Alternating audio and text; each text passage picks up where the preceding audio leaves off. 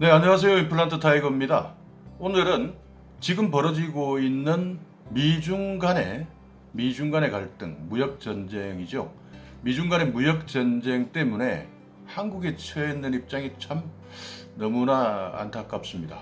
지금 미국과 중국의 사이에 끼어서 중국의 편을 들어주자니 미국에서 이제 관세 보복을 할 가능성이 크고요. 미국의 손을 또 들어주자니 제2의 사드 사태처럼 또 그런 이제 보복을 하지 않을까. 그렇기 때문에 중국과 미국 사이에서 이쪽 저쪽 참 손을 들어주기 어려운 그런 상황인데요. 그리고 중국에서는 중국에 진출해 있는 전 세계적인 기업들을 다 불러다 놓고 미국에 협조를 하게 되면은 필요한 조치를 취하겠다. 그리고 미국도 화웨이에 협조를 해주는 기업에 대해서는 특단의 조치를 취하겠다. 참 중간에 끼어서 이러지도 저러지도 참 못하는 그런 상황이 되었습니다. 조금 우려스러운 것은 대부분의 전문가들이 예측하기로는요. 결국은 아직까지 중국이 미국에 대항할 준비가 되어 있지 않았는데 너무나 조금 빨리 성급하게 발톱을 드러냈다라는 쪽에 전문가들의 의견이 쏠리고 있는 것은 사실입니다. 이런 상황에서 지금 보면요. 우리나라의 그 소득주도 성장, 그러니까 최저임금 인상을 주도해 왔던 장하성 전 정책실장, 지금 이제 중국 대사로 가 있지 않습니까? 그리고 중국 대사를 지냈던 지금의 청와대 비서실장 노영민 실장이 중국 대사 출신이잖아요. 이런 사인이 잘못하면 미국에 너무나 친중적인 입장을 보이고 있는 이 정부의 모습을 반영시킬까, 그러지 않을까 하는 걱정이 있는 것도 사실입니다. 그래서 이런 사인들이 조금 더 깊은 고민을 통해서 미국과 중국과의 관계를 판단할 수 있는 그런 조금 더 깊은 고민이 부족하지 않았나 하는 그런 생각들을 가지는데요. 어찌되든 지금 세계의 경제는 이렇게 과거에 미국과 소련 간의 미소 냉전 시대처럼 미중 냉전 시대로 가고 있는 것은 사실인 것 같습니다. 그리고 그 불똥이 한반도에 불똥이 튈 수밖에 없는 것이고요. 그러면 이 장기불황의 늪을 우리는 어쩔 수 없이 지나가야 되는데요. 그렇다면 정책이나 외교나 이런 분야는 그런 시스템이라든지 아니면 그쪽 영역에 계시는 분들에게 정책 위반자들이나 정책을 시행하는 그런 분들에 맡겨놓는다 치면, 자, 이런 앞으로의 미중 간의 이 장기적 전쟁, 장기 불황, 그리고 경제 냉전, 이 시대를 헤쳐나갈 때 우리 개인들은 어떤 준비를 해야 할까요? 자, 오늘은 그런 전체적인 문제나 맥락에 대해서는요, 이 정도로 하고요. 우리 개인이 어떤 준비를 해 나가야 될 것이냐, 여기에 대해서 오늘 한번 알아보려고 하는데요. 자, 오늘 이 불황의 터널을 지나가는 방법 중에 우리가 절대 하지 말아야 할 것 몇 가지 제가 정리를 해봤으니까요. 오늘 이 영상 궁금하시면 계속 봐주세요.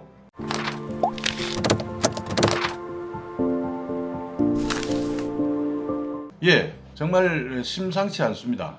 그리고 앞으로 이게 10년이 될지 5년이 될지 아니면 중국이 바로 무릎을 꿇을지 참 걱정스러운 부분이지만요.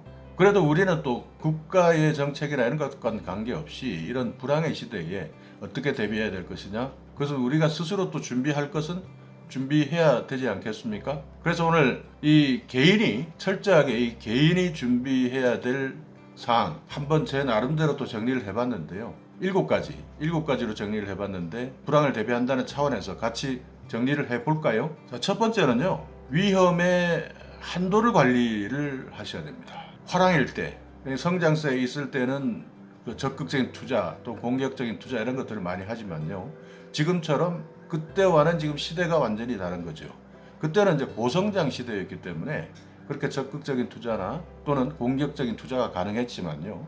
지금은 이제 저성장 시대로 또는 마이너스 성장 시대로 돌아갈지 모른다는 그런 우려가 커져 있는 상황이기 때문에 지금은 지키는 것이, 방어하는 것이 공격보다 훨씬 더 안정적인 전략이다 하는 것을 먼저 염두에 두시고요. 위험에 대한 한도 관리를 철저히 지켜서 투자를 하셔야 된다. 투자를 하지 마라, 이런 뜻은 아니고요. 투자를 한다 하더라도 그 한도 관리를 할 줄 아는 그 범위 안에서 투자를 해야 된다 하는 것입니다.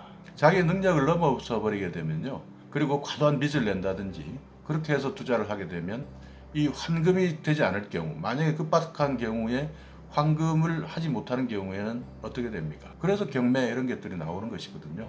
부동산 투자 이런 것들을 했을 때도 마찬가지고. 그렇기 때문에 리스크를 줄일 수 있도록 위험의 한도를 여러분께서 관리를 하되, 그렇게 쪽박 차지 않습니다. 그렇게 하시면서요, 환금성, 그러니까 이게 급할 때 현금으로 바꿀 수 없는 부분들에 대해서 가급적 투자를 자제하시는 것이 좋다, 이렇게 말씀을 드리고 싶네요. 자, 두 번째는요, 씀씀이를 줄여라입니다. 자, 절약하자는 뜻이죠.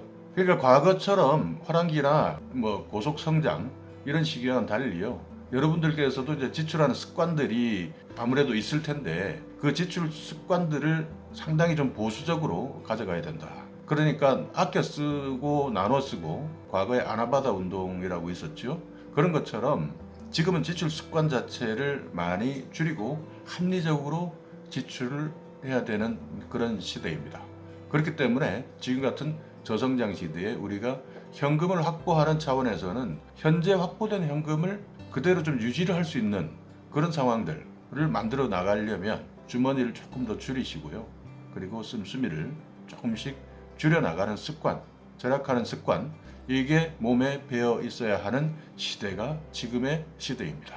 현금을 많이 확보해 두어야 나중에 기회가 와도, 현금을 가지고 있지 않는다면 나중에 이런 또 어려운 시기에 기회가 분명히 오긴 오는데요. 그때 여러분들이 다 지출을 해버리고 확보해 놓은 현금이 없다면 기회가 여러분에게 온다 하더라도 여러분은 그 기회를 잡을 수가 없는 것이죠. 자, 세 번째는요, 따박따박 나가는 비용을 줄여라.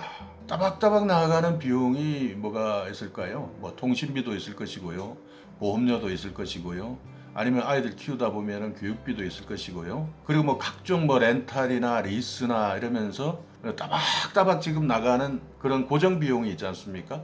이 고정 비용을 한번 꺼내놓고, 자, 리스트를 쭉 하시면서 여기에서 내가 과연 줄여서 나갈 수 있는 것이 무엇이냐 하는 그런 부분에 대해서 여러분 한번 확인을 하셔서 그것을 한번 다이어트를 한번 시켜주시기 바랍니다.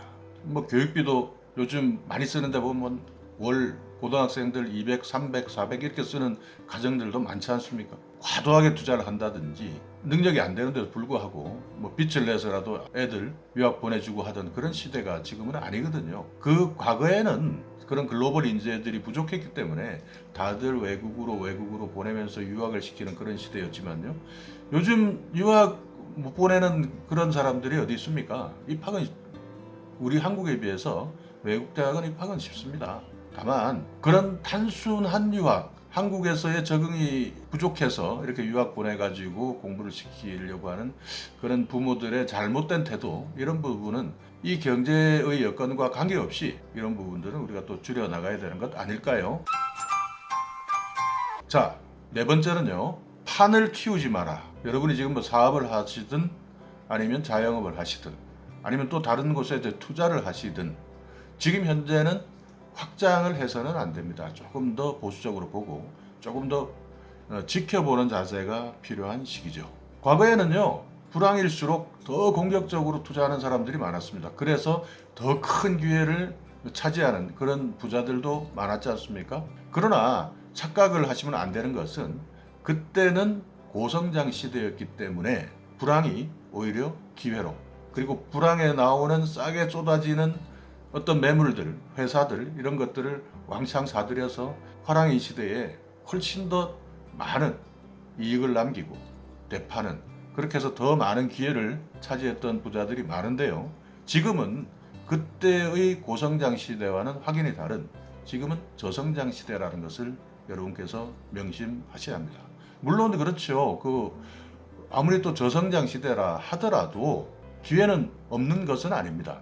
다만 보수적 관점에서 경제를 바라봐 주시되, 지금은 관망하는 자세, 이 관망하는 자세에서 확장하지 않고 현금을 또는 황금성이 있는 투자를 하시면서 나중에 정말 기회가 왔을 때 여러분께서 사용하실 수 있도록 지금의 국면에서는 기다렸다가 그때 확실한 여건이 되었을 때 투자를 하시는 것이, 그것이 정말 올바른 태도다 하는 것을 말씀을 드리겠습니다. 과거에 뭐 이런 일들이 있었는데요. 분산 투자를 하라입니다. 달러가 계속 오르고 있지 않습니까?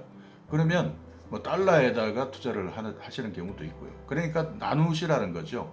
이 원화 가치만 평가받는 그런 상품에 투자를 하시는 것보다는요. 이런 전체적인 흐름을 놓고 한쪽이 올라가면은 한쪽이 당연히 떨어질 수밖에 없지 않습니까? 그런 것들을 상쇄시킬 수 있도록 분산해서 나누어서 투자를 하시는 것도 방법 중에 하나 아니겠습니까? 자, 분산 투자하라. 자, 그리고 초거대 도시 시대에 대비를 하셔야 됩니다. 참 이게 정말 중요한 키워드인데요. 이건 우리나라만 그런 게 아니고 전 세계적인 현상인데 지금 지방들이 전 세계적으로 다 죽어가고 있습니다. 어느 도시나 물론 신흥국들이나 지금 동남아 시장은 말고요. 뭐 G20 또는 OECD 국가에 들어가 있는 그래도 선진국 대열에 있는 대부분의 나라들을 보면요. 초거대 도시로 모든 그러니까 인프라가 다 갖춰져 있는 초거대 도시로 정말 그야말로 깔때기처럼 이렇게 빨려 들어오는 그런 현상들이 일어나고 있는데요. 그것이 어떤 문화가 달라서 또는 지리적 여건 이런 것들 때문이 아니라 이게 하나의 트렌드가 메가 트렌드가 되어가고 있는 것이요. 거대한 흐름이기 때문에 이 거대한 흐름을 지금 막을 수가 없는 것입니다. 우리나라도 지금 아무리 분산을 시키고 전국으로 공공기관을 내려보내고 하면서 인위적으로라도 이렇게 분산을 시킨다 하더라도요. 결국에는 어디로 모이냐? 결국엔 서울로 다 모일 수밖에 없는 그런 상황이 돼가고 있습니다. 이제 그런 인프라가 없는 지방 도시에서는 특히 이런 초고령 사회, 이런 노인 국가가 돼 갈수록요.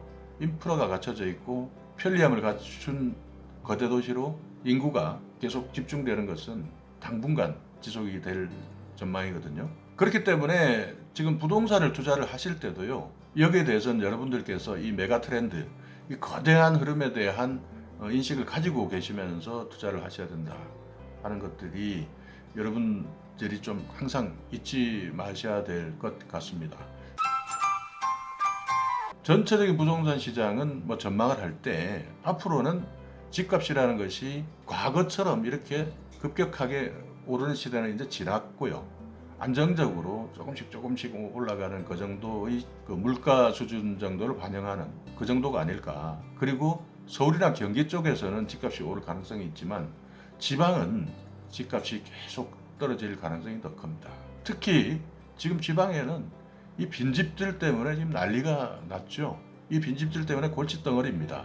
이런 것들 때문에 집값은 또 더 떨어지죠. 일본에서도 가장 피해를 많이 본 사람들이 일본은 우리보다 먼저 장기 불황을 겪었지 않습니까? 이때도 가장 피해를 많이 본 사람들은 가장 고점에서 가장 높은 가격의 부동산을 구입했다가 갑자기 부동산 거품이 생기고 부동산 버블 시대에 그 자산 가치만큼 하락해버린 사람, 그 차이를 수십 년간 메꾸면서 그 비용을 감당해 나가면서 살아온 그분들이 가장 피해가 컸거든요. 그렇기 때문에 여러분들도 이 불황 또는 저성장 시대에 메가시티, 이 초거대 도시를 만들어 나가는 이런 상황들을 여러분께서 잘 계산을 하셔서 부동산에 투자를 하셔야 될 겁니다. 부동산에 투자를 하지 마라 라는 뜻이 아니라 이런 트렌드를 읽고 투자를 하시는 것이 좋다. 그리고 제가 얼마 전에 올렸던 영상 집값 예측하는 법에 대한 그래프 제가 소개를 시켜드릴 테니까요. 한 번 더 확인하셔서 이 그래프를 통해서 여러분이 투자를 해야 될 것이냐 말아야 될 것이냐 결정하시는 것도 하나의 방법이겠죠. 네, 그리고 마지막으로 일곱 번째는요. 이제 드디어 초대박 시대가 온다 하는 것입니다. 이 제가 이제 반대로 이야기를 했는데요. 이제 4차 산업혁명 우리 한국도 많이 준비하고 있지 않습니까? 그러나 이런 불황일 때 또는 저성장 시대에 돈은 또 돌고 돌아야 되지 않습니까? 이 돈을 가지고만 있으면 어떻게 되든 이 돈이 또 뭔가 또 이익을 내고 내 재산을 증식시키는 또 하나의 수단이 돼야 되는데 그냥 가두어 놓고만 있기에는 또 안타깝다 보니 투자처를 물색하고 찾을 수밖에 없습니다. 그러다 보면 요즘에 많이 유행하는 뭐 AI, 빅데이터, 인공지능 뭐 또 아니면 그 외에 또 5G 시대에 관련해서 막 대박 상품들이 막 나온다고 또 난리가 날 겁니다. 그러면서 이게 이번에 한방에 초대박 사업 아이템이 있다라고 하는 그런 투자를 유도하는 업체들이 엄청나게 많이 생길 거예요. 그러다 보면 이제 여러분들이 제가 초반에 말씀드렸지만 지금은 지켜보고 관망하는 시대인데 그런 유혹을 참지 못하고 이제 그런 과도한 이익을 안겨줄 수 있다라는 그런 꿈에 부풀어서 여러분들의 재산을 또 날리는 그런 또 아쉬운 또 그런 안타까운 일들이 생길까봐 걱정인데요. 불황의 시대일수록 이런 초대박 사업 또는 초대박 이익을 낼 수 있다라고 하는 사기꾼들이 넘쳐납니다. 그렇기 때문에 여러분들 이걸 조심하라 하는 차원에서 제가 초대박 시대가 열린다라고 말씀을 드린 거거든요. 그렇기 때문에 여러분께서 이런 4차 산업과 관련된 것 또는 일부 부동산 업자들의 어떤 사기성 이런 것들에 여러분들이 대비를 하시기 위해서는요. 조금 불편하시더라도 조금 자기가 공부를 하시는 것이 좋습니다. 그렇게 해서 내가 완전히 이해를 못했으면 그때는 과감하게 투자를 포기하는 것도 커다란 용기거든요. 그런데 이 기회가 다시 안 올지 몰라 해서 그 유혹에 결국 잘못해서 넘어가시다 보면 이 저성장 불황의 시대에 여러분들은 더 나락으로 더 낮은 곳으로 여러분들은 이제 계속 허우적거리면서 떨어질 수밖에 없는 것이죠. 그렇기 때문에 이성적이고 그리고 정말 내가 이해 못하면 남들도 설득시킬 수 없는 거 아니겠습니까? 그리고 이런 말 많이 하죠. 아니 그렇게 돈이 되는 사업이면 지들이 하지 왜 우리한테 소개를 시켜줘? 그런 이야기 많이 하지 않습니까? 맞습니다. 불황의 시대에는 그런 사람들이 더 많이 활개를 칩니다. 그리고 불황이기 때문에 또 그 유혹에 현혹될 수밖에 없는 것이고요. 그렇기 때문에 반드시 투자를 하실 때는 여러분 스스로 파악을 하고 여러분 스스로의 머리에서 확실하게 확신하지 않는 경우에는 가급적 투자를 피하는 것이 좋다 하는 것 알려드리겠습니다.